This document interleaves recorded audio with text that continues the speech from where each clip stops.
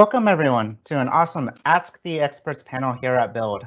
Today we're going to have a special session on building cloud-native apps of any scale with Azure Cosmos DB, and this is going to be hosted by the wonderful Azure Cosmos DB team. First, we're going to go through some housekeeping here. So let's talk about how to engage with our experts. You're going to use the chat panel right there on the right to ask us questions. The questions will appear to all attendees once they get approved by our moderator. Our experts will answer the questions both over the session as well as over the IM window. And of course, our experts will also provide a bunch of resources once the session is over. Now, this is a live session. It is also being recorded, so please be on your behavior. Help our moderators out. Don't spam. Don't do silly things like say inappropriate things. Adhere to the Microsoft Code of Conduct. I'm going to flash it here briefly. It's also going to be available in the IM window as a published Q&A. So here's how the session is going to run. We're going to go through a bunch of different updates with Azure Cosmos DB. I'm going to go and cycle through our panel of experts. This is the Azure Cosmos DB PM team. They're each going to talk to you about some wonderful new announcements. We'll take in questions that are related to those announcements first. And then, of course, this is a Ask Us Anything panel as well. So if you have questions that aren't related to any of these specific announcements, please also do ask them, and we will have a ample amount of time at the end to go through that. So I'll introduce the panel. My name is Andrew Liu. I am the session moderator here. We will have Deborah, Stephanie, Tim, Thomas, and Mustafa also joining us on a wonderful set of announcements. So let's get started. Deborah, how are you doing? Want to talk to us about free tier? Good. Thanks, Andrew. Hey, everyone. I'm Deborah. Thanks all for joining. So we're really excited today to announce that we are expanding the Azure Cosmos DB free tier. Based on your feedback, we are now raising the free tier free quantities to 1,000 RUs and 25 GB of storage per month. So this is an increase from the previous values of 400 RUs and 5 GB. With free tier, you can get this for 1 account per subscription, and this will apply to the entire lifetime of the account. So with free tier, it's a really great way to get started with Cosmos DB, as well as even run some small workloads in production that might have steady traffic. To get started, all you have to do is in the Azure portal, when you create a new Cosmos DB account, just simply select Apply for Enable free tier discount. And once the account is created, we have a bunch of built-in portal getting started material for you to use. So from your Data Explorer, you can go to the gallery here, right? It's right there under Notebooks. And we have all these samples to introduce you to things you can do with Cosmos DB. And every single one of these samples will run with 1,000 RUs or less. So it's a great way to get started, and looking forward to seeing what you do with free tier. Awesome, Deborah. Hey, what if I'm already using free tier? Do I have to take any action to get these increased quantities? Great question. So for if you already have an account that's using free tier today, these new quantities of 1,000 RUs and 25 GB for free are automatically applied. So there's no action required. Awesome. And what are some cool apps that I can do with the free tier? Like, what are people building? Yeah, I've had a lot of really great apps submit that the community has let us know that they've used on free tier. So some examples that come to mind are there's an app that does scheduling for reservations at a clinic in Tokyo. There's another one that helps you share a group of URLs at a conference. The great thing about free tier is with 1,000 RUs, it's very flexible. With 1,000 RUs, you can do like 1,000 reads per second or 200 writes per second. So it's a really flexible amount of quantity to let you really build any app that you want to build. That's awesome. Well, now that I can build into the cloud for free, I also am interested in how to do that locally on my local dev machine. Stephanie, would you like to tell us about how to do that? Sure. Hi, everyone. I'm Stephanie PM on Cosmos DB, and I'm so excited to say that we're finally announcing the preview of our one of our most highly requested features, the Linux emulator. Fun fact, it's actually one of our top 2 user voice items with more than 2,000 upvotes. And as most of you might know, we currently have support for Cosmos DB emulator on Windows MSI version. Many of you have requested a similar feature for Linux and Mac OS environments. And so with this new emulator, you have the ability to test locally without having to create a Cosmos DB account, without having to create anything on Azure, and best of all, without incurring any costs. Next slide. And once you have the emulator up and running, you are able to take the connection string, add it to your application, make requests to your locally installed version of Cosmos DB. And another cool feature about the emulator is that you can access the emulator via GUI, which emulates the data explorer that Deborah just showed in the Azure portal. And there you can also play around with Cosmos DB, create a database, insert a query, and get started with Cosmos DB, all for absolutely free. Another great feature that we have is cost-optimized diagnostics, which is now in preview. And for some background, with Cosmos DB, you have the option of enabling diagnostics for your account. This will allow you to monitor your resource in a more granular level. When you enable this, you can select multiple data sources, one of them being log analytics. And with this new feature, you're actually able to create diagnostic settings for resource-specific or Cosmos DB-specific tables. This allows for a few improvements, including better UX for querying your data, possible improvements in data ingestion and query times, and also last but not least, some additional cost optimizations with enabling diagnostics. So for customers who have already enabled diagnostics, this view on the bottom left of the slide is how you typically query Azure Diagnostics, and you specify which category you like to query, for example, control plane or data plane requests, and it's essentially one giant table. So when you enable resource-specific tables or Cosmos DB-specific tables, you will see 5 separate tables per API, and because of this, you will see CDB query runtime statistics, CDB data plane, and it makes it much more easier for you to work with log queries, and you're able to quickly view the schema of your tables, and you will see some potential cost savings when you have this settings enabled as compared to the previous Azure Diagnostics view. Back to you, Andrew. Hey, Stephanie, we have a few questions here. One is, will I be able to see my old data if I'm already using the Azure Diagnostics and these new resource-specific tables? So we actually don't import newer data or migrate any of your older data from Azure Diagnostics into resource-specific tables, but you are able to join the 2 tables if you have the settings enabled, and you can see your older data there. Awesome. And how about, what if I had existing queries? Will my old queries continue to work with the new tables? Short answer is no, but longer answer is you will have to make some tweaks to your queries. So as you see there, instead of using category query runtime statistics, we have new tables called CDB query runtime statistics. We've also made some changes to your columns where some of the column names had _s. We no longer have those. We kind of clean up the column names and made it much more readable. So you'll just have to tweak your queries to fit this category, but other than that, it will work. Got it. Awesome. Thanks, Stephanie. Now that we're able to both develop for free using the new increased free tier, as well as develop locally using the emulator, and debug my application with the diagnostics, I'd love to understand, how do I optimize my production workload? Tim, over to you. Awesome.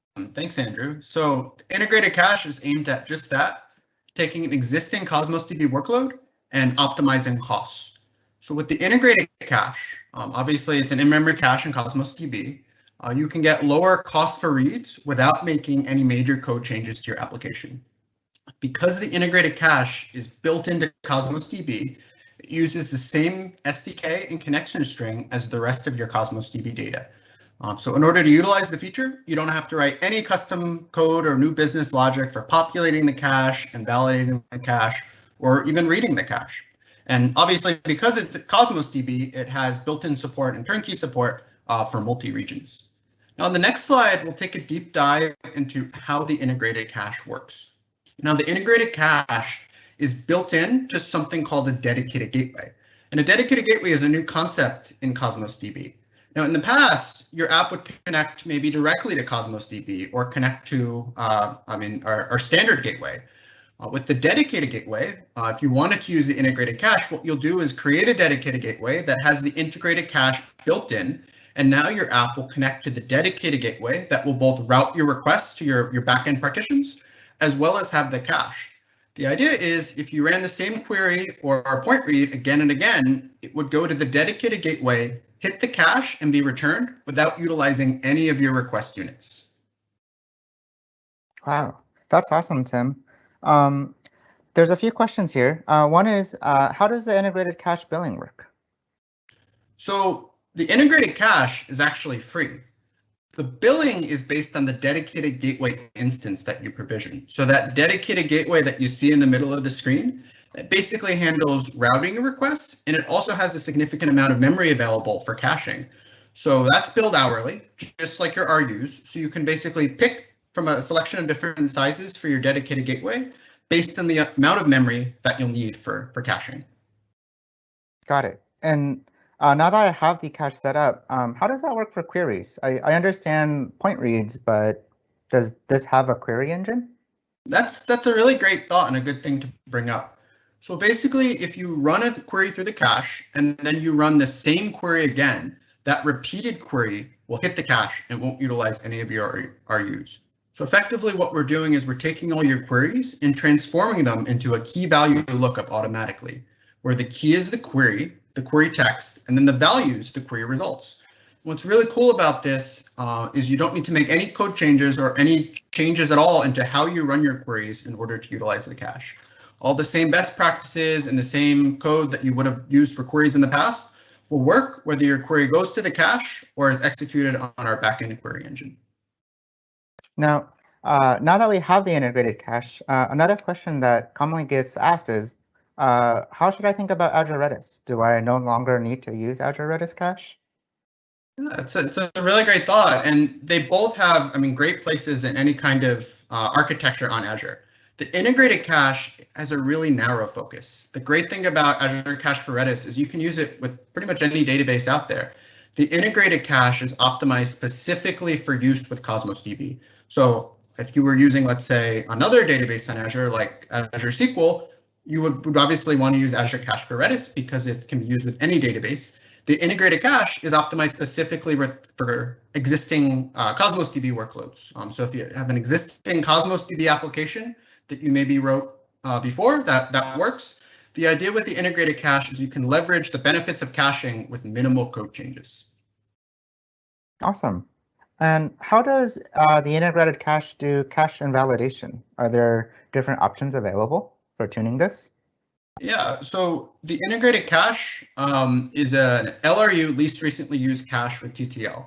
So the way that you'll manage data in the cache is by configuring a custom TTL setting, and that can be configured at the per request level.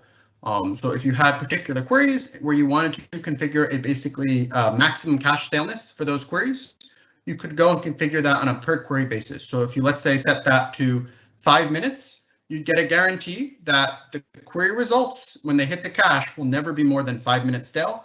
And then, of course, if it were more than 5 minutes stale, we'll go and refresh the data that's in the cache. Awesome. Well, this is wonderful. Now that I have a cache for my high throughput workloads, I also want to explore Cosmos DB with some of my more intermittent workloads. Thomas, can you tell us a little bit about what's happening with serverless? Absolutely. Thanks, Andrew. And hi, everyone. This is Thomas from the Cosmos DB team. So you may remember that, well, pretty much 1 year ago at the Build conference of 2020, we announced the preview of serverless on Cosmos DB, which is the alternative to a provision throughput on Cosmos DB. So serverless is our consumption-based model where you only get charged for the request units that were actually consumed by your database operation, and of course by the storage that is consumed by your data. So basically, when you use serverless on Cosmos DB, you don't have to provision any kind of throughput. You just create your resources and you get going. And the result of that is that Cosmos DB's entry price lowers even further. Now, you may wonder, when is serverless a good fit? Well, obviously, and first of all, when you get started with Cosmos DB, probably that over the first days, over the first weeks, you are going to explore our SDKs, you are going to maybe play around with our quick starts, and you will most probably only issue a handful of requests at the very beginning. So this is obviously a situation where serverless yields a great cost effectiveness. But even beyond that, in any situation, for any workload where your database is going to sit idle most of the time, serverless most likely will yield great benefits. So if you are getting started on a new project, you are just doing some development, testing, prototyping, or even if you are running an actual production application that is very bursty, right? It has a traffic that's very bursty and it has very long idle time between those bursts. Then that's another situation where most likely serverless will be of great value. I also wanted to note that serverless on Cosmos DB plays extremely well with Azure Functions, obviously. And if your goal is to build a solution that is completely serverless, consumption-based, end-to-end, then those two services pair very well. So yeah, serverless is now generally available. If you were waiting for serverless to come out of preview, the time is now, and you are more than welcome to get started with serverless on Cosmos DB today. Hey, Thomas. Sometimes when we look at serverless technologies, in the past, we have seen serverless technologies run into the dreaded cold start problem. Does Cosmos DB also get impacted by this? Not real cold starts as you may face them on Azure Functions, for example. On Azure Functions, when you are running on their consumption plan, and if you haven't been using your instance for quite some time, then you may have cold starts that can last 4 to 5 seconds. You don't have the same kind of behavior on Cosmos DB. You don't have those kind of long periods of time for the database to wake up. But you should keep in mind that one of the core differences between serverless and provision throughput on Cosmos DB is that provision throughput comes with latency SLAs, right? So we have a very strong guarantees over the very low latency that you get from Cosmos DB, and those guarantees are backed by financially backed SLAs. That's not the kind of guarantees you get with serverless. There is no SLA around latency. We have published SLOs, so those are our objectives in terms of latency, and we have engineered the service around those objectives, but there is no, let's say, contractual guarantee around the latency. Awesome. And how is the feature support for serverless? I see a question here. Can we enable the analytical store for serverless accounts? Yeah, this was one of the limitations we had throughout the preview. As of today, although serverless is going generally available today, that limitation is still in place, but we are in the process of removing that limitation. So over the coming weeks, you will be able to use the analytical store in conjunction with serverless. Oh, awesome. Well, in that case, what kind of changes and updates are planned for serverless? Yeah, I love this question. And I want to take that opportunity to thank all our users for the massive feedback we got throughout the serverless preview. We literally got hundreds and hundreds of feedback items, and so thanks for that. We have listened throughout the journey, and I want to make it clear that although we are going GA with serverless today, that offering will still evolve, right? And all those feedback items, we are still gathering them, we are still working on them, and we are working on some improvements that we are going to deliver over the second part of the year. We are looking in particular at all those little limitations that come with serverless today. You have limitations, around what you can do in general and on how much data you can store in a serverless container, for example. Those are all limitations that we plan to increase or remove altogether, thanks to the massive feedback we got. Awesome, thank you, Thomas. So now that I've built both my high throughput apps using the integrated cache, as well as my low throughput or intermittent bursty applications with serverless, how would I secure my application? I heard there's some new updates with RBAC. Absolutely, yeah.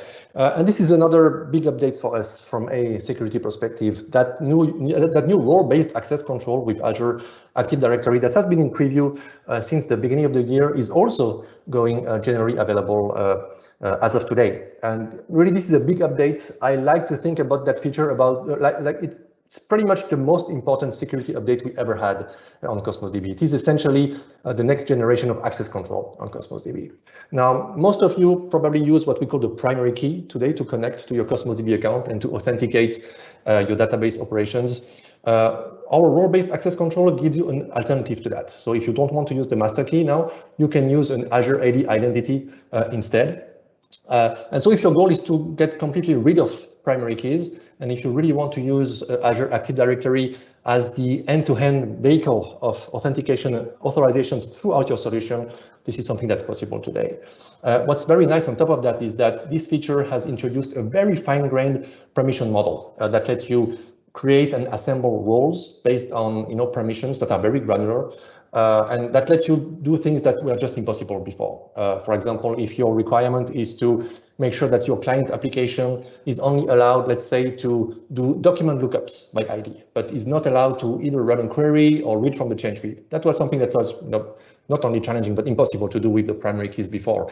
This is something that you can do today with that very fine-grained permission model. And on top of that, the cherry on the cake is that if your requirement is also to do some very detailed auditing of your database operations, well, as soon as you start using Azure AD identities to authenticate your requests, those identities end up being logged in the data plane requests that end up in the diagnostic logs. So if you want to answer those questions, who did what and when, what were the identities used to query my data or to delete my data, this is something that you can do today with our new RBAC. So this is getting GA today, and it will be completely supported. It is completely supported for your production workloads. Awesome, Thomas. I have a few questions on RBAC. One is, how do I assign roles to an Azure AD group? Oh, to an Azure AD group. So first, I would like to clarify that groups are supported, right? So you don't necessarily have to assign roles to specific identities. You can assign roles to Azure AD groups and then manage the membership of that group independently from an Azure AD perspective. Now, role assignment is done through our control plane. So right now we have support of the usual tooling that you use in order to interact with our control plane, PowerShell, CLI, ARM templates. This is fully documented in our public documentation. One little gap that we are still tracking is actually portal support to give you an end-to-end user interface to do that kind of role management from the portal. This is also going to land in the coming month. Awesome. And can I use this with existing managed identities? Yes, absolutely. And I think that's the most beautiful use case. If you are using managed identities, if you have assigned managed identities to, let's say, a virtual machine or an Azure App Service instance, and you want to use that identity to connect to Cosmos DB, that's completely supported. So you can assign roles to those managed identities. And then in your client application, when you initialize your Cosmos DB SDK, you just tell the SDK, well, use the managed identity of the underlying platform, the platform I'm running on. And you don't have to pass any credentials, right? That's the magic and really the beauty of managed identities. Yes, fully supported as well.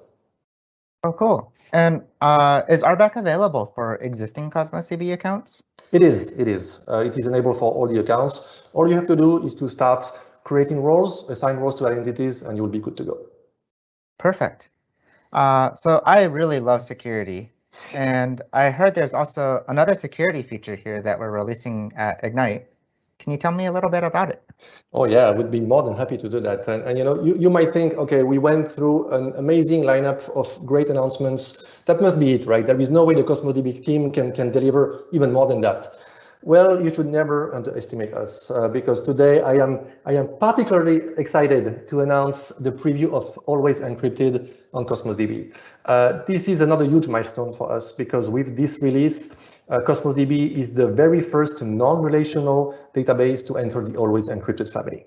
Now, if you have used Always Encrypted on SQL DB or SQL Server before, you are probably familiar with the concepts that we are introducing here. This is essentially a client-side encryption, right? So this is encryption of your data that's happening client-side in your application through our drivers and SDKs. So that feature lets you define what's called an encryption policy. So that's a policy that you define at the container level. And this policy is going to dictate how you want your different JSON properties to be encrypted. On top of that, this encryption is controlled by customer managed keys. So those are encryption keys that you, the Cosmos DB user, manage independently and store in Azure Key Vault. So this is the right security feature to use whenever you need to deal with some specific sensitive data within your data set. The typical example I give is, let's say, an HR application that obviously is going to handle very sensitive data about employees. And there are specific properties, I would say columns, in relational terms that maybe you don't want anyone to have access to. Maybe there is salary data, maybe there are, social security numbers that, you want to protect. And that's what client-side encryption enables you to do. It essentially lets you lock those specific properties behind those encryption keys that you manage from Azure Key Vault. So essentially, it is per property access control. That feature has entered public preview today. And as with any feature that we run at Cosmos DB, we are more than eager to hear your feedback. And so if you go to the public documentation of Always Encrypted, you will see that we have created a specific email address that you can use in order to reach out to the engineering team that is behind this feature. So please feel free to get started today, try it out, test it out, and by all means, channel all your feedback to us. Awesome. Thank you, Thomas. I see there's quite a bit of questions coming into the IM window. So let's open this up to questions. If you have questions on the features that were the recent announcements, please do ask those. But we can also open up the questions to anything Cosmos DB related. So first one is, Tim, is there a way to build procedures, store procedures in Azure Cosmos DB using .NET? In the past, we've loved to use JavaScript for this, and we have a question here on wondering whether .NET will be supported. Yeah, so in terms of .NET support for store procedures, right now you can write store procedures in JavaScript, and that's the language that's supported for authoring store procedures. Of course, you can have store procedures in whatever SDK version that you want, whether it be .NET, Java, or whatever, but the actual stored procedure has to be authored using the Node.js SDK. Now, there is support for transactions. If that's why you're using stored procedures, you can get transaction support in the .NET SDK using the SDK directly. So if that's the kind of the functionality you needed, you could get that in the .NET SDK. Awesome. Hey, Stephanie, does the Linux emulator work with the Cosmos DB change feed processor? Yes, it does. Yes, it does. I'll actually reply to this question with an example of a written blog about this, so you can check it out. Oh, awesome. And just real quick for our audience, Stephanie, also, how does the emulator compare to the existing Docker-based emulator? Yeah, so for the Docker-based emulator, the Docker for Windows emulator, customers who are using either Mac OS or Linux OS, they will have to have additional environments or set up a different environments so that they can actually use the emulator. So this is actually just a Linux-based emulator. The emulators both are the same, just specifically for Linux or Mac OS environments. Awesome. Hey, Deborah, I have a question for you from David. And this, I think, alludes to migration scripts. So often when we make updates to an application, we might need to run a query to update, let's say, for example, a data set that contains a set of users. And within that users, maybe I need to go and update them for, let's say, email address changes. Today, we do this through C# code on retrieving documents, making the edits, and pushing them back. Is there anything coming along where we can write queries to do this easily and more quickly?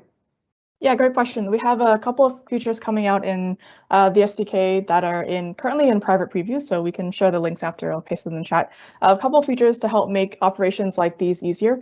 So one example is we have a upcoming patch feature, which is, I think, also one of our top user voice items, where instead of having to necessarily read every document that you want to write, if you simply know its ID in the partition key, you can just make the edit and then it'll get pushed to Cosmos DB. We also have another upcoming feature that will allow you to delete all data by a particular logical partition. So for example, if you have partitioned by, let's say, tenant ID and one tenant ID needs to delete all their data, instead of querying for every single, 100,000 documents in the tenant, you can issue one request and delete everything there. So those are some of the things that are coming. I'll paste the links in the chat to private preview signups for those. Oh, awesome. Hey, Thomas, I have a question for you on managing costs. When we use serverless, is there an ability to cap the RU costs so that we don't get surprised? So cap the RU cost directly? No, because if we gave you a way to say, I don't want to spend more than, let's say, 1 million RUs over the month, this could have a nasty side effect on the actual availability of the database, right? If we were to just, cut everything once you reach that million RUs, we don't think that this would, serve the intent. Instead, there are different things that you can do. First, you can actually monitor your RU consumption with Azure Monitor and set up alerts to make sure that, once you reach, let's say, 80–90% of what would be your RU budget for the month, then you can either send yourself an email or even trigger an action to do something, right? To trigger an Azure function to maybe change something in your provisioning. And by the way, this is completely documented in our public documentation. On top of that, another thing that I would advise you to look at is the budget capabilities of Azure Cost Management. Right? With Azure Cost Management, you can define specific budgets. So those are dollar budgets, not RU budgets, but really defining how much you are willing to spend per month on specific Azure resources. So you can totally go there, create a new budget for your new Cosmos DB serverless account, and then once that budget is reached, or once a specific threshold is reached, again you have this ability to either send yourself an email or trigger an action. Awesome, thank you, Thomas. I'm going to do a quick time check here. I realize that we are at the scheduled end of the session. So if you do have another session you need to go to, no hard feelings if you need to go to that. But with that said, we're also going to stick around here for another 10 minutes or so to continue answering questions. So if you have a bunch of more Cosmos DB questions, we're also going to stay on the line and continue answering. So let me go to the list again.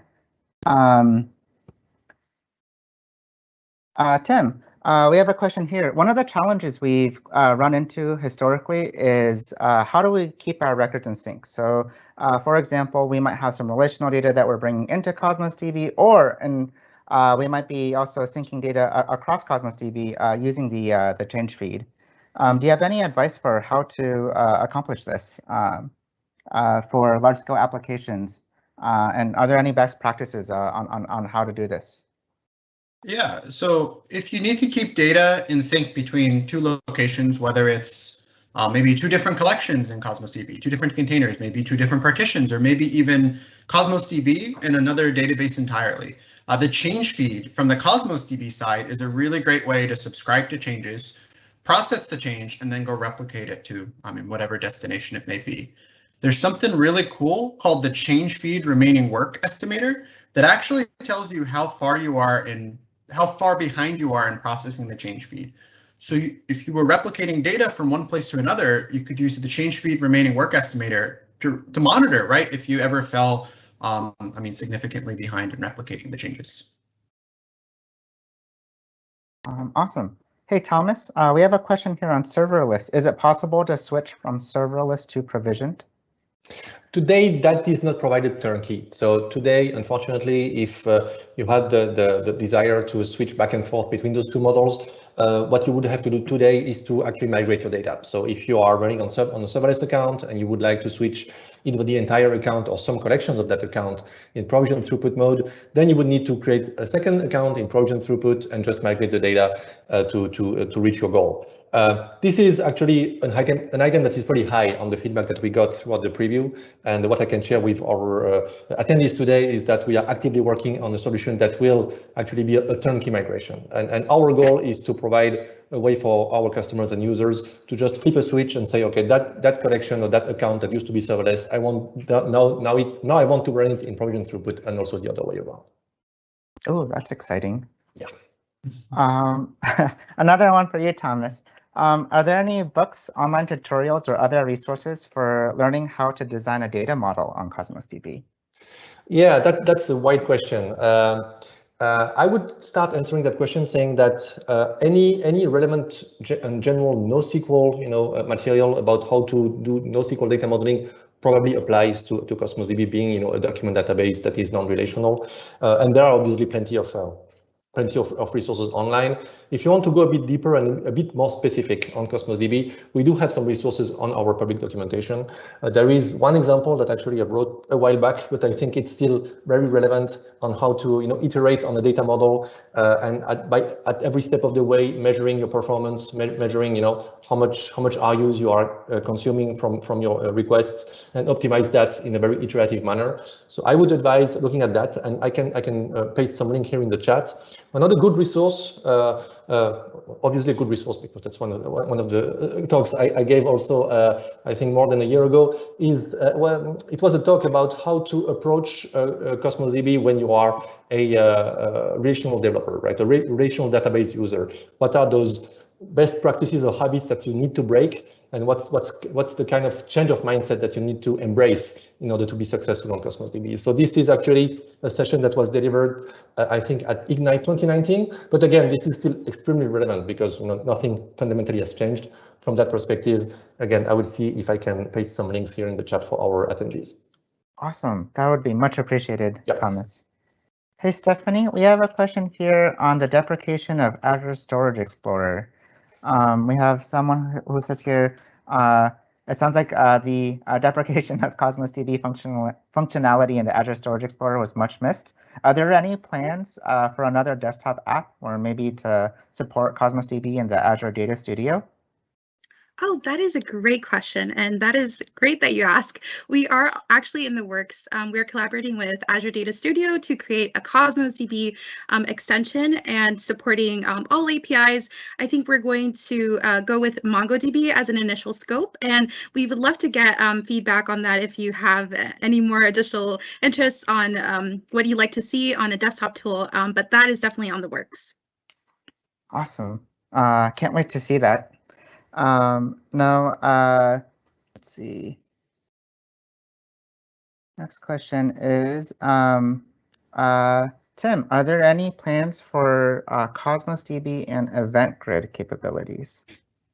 No, there's no plans for that on the, I guess, in the short or medium term, I guess that we have now. I guess it'd be a good follow-up question of, I guess, what functionality would whoever asked that question be looking for that the change feed doesn't provide now? But at this time, there's no plans in that area. Awesome. Victor, would it be okay if Tim, maybe you can reply with your contact info and Victor, follow up with Tim on understanding what the use cases are in this space? We'd love to learn more and take a look at this. Yeah, that sounds great. Tim, here's another one for you. Are there any performance problems with using link to SQL library with the older document client as opposed to writing true SQL statements with the newer Cosmos client? This is a really great question.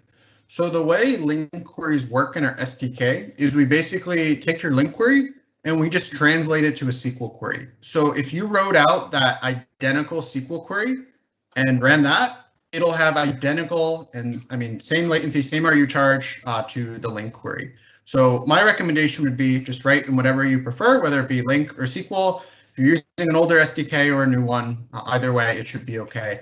One thing to keep in mind is some of the older SDKs might not have the link functionality implemented that's in newer versions. So that might be one thing to keep in mind, but in terms of performance, no considerations there. Got it. Thomas, here's a question on managing costs. It sounds like Hakeem, each time he's worked with Cosmos DB, he's found some surprises with the cost of it. Are there any plans to make the costs of Cosmos DB a bit more transparent and also help manage this? Absolutely, yeah. This is another feedback item that we have heard from our customer over the past couple of years, and we have actually active work streams to address that. Different ways that we are going to facilitate and make cost management more transparent for our customers and users. One is that we are going to leverage more and more Azure advisors because we found that this is a very good channel for us to provide cost recommendations and advisory to anyone using Cosmos DB. So we already have some Azure advisor recommendations going out to our customers.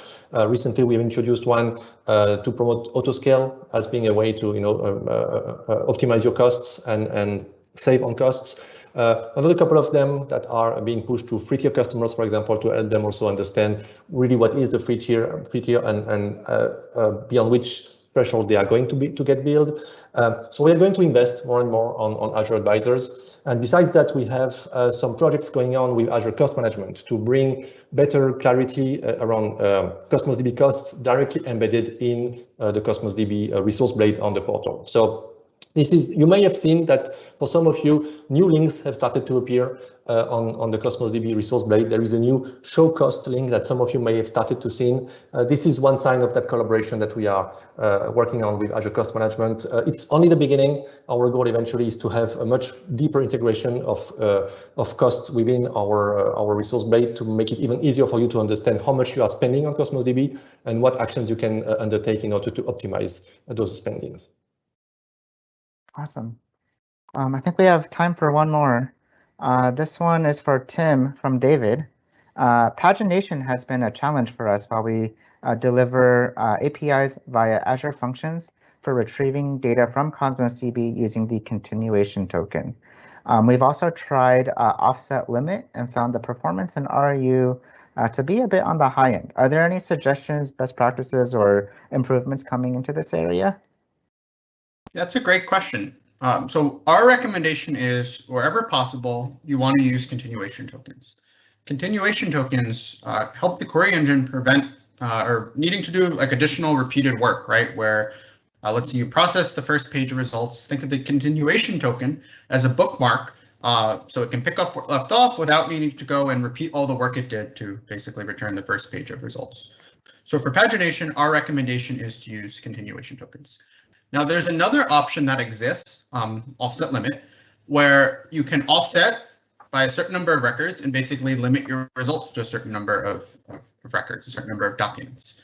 Now, offset limit right now doesn't really, if you're offsetting by a certain amount, that won't necessarily decrease the RU charge of that query. So offset limit right now will save on some client resources if you compare it to going and actually returning all the pages of results.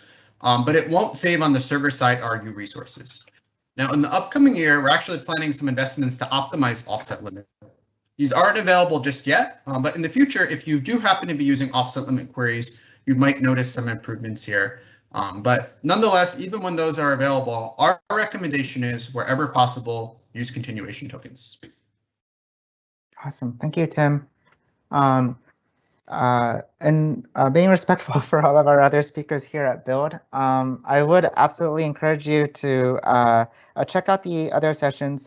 We'll continue to engage and answer questions both via the chat room over here, as well as taking this conversation actually over on Twitter, if you don't mind. You can follow us at Azure Cosmos DB for all the latest news and updates, and we'll also be engaging with you in there. So also please feel free to send in your questions and we'll be more than happy to answer. Lastly, we also have some awesome learning resources. You can continue your learning with Microsoft. We have an awesome link here at aka.ms/learn@build. Thank you so much, Deborah, Thomas, Tim, and Stephanie. You guys have been a wonderful panel to work with.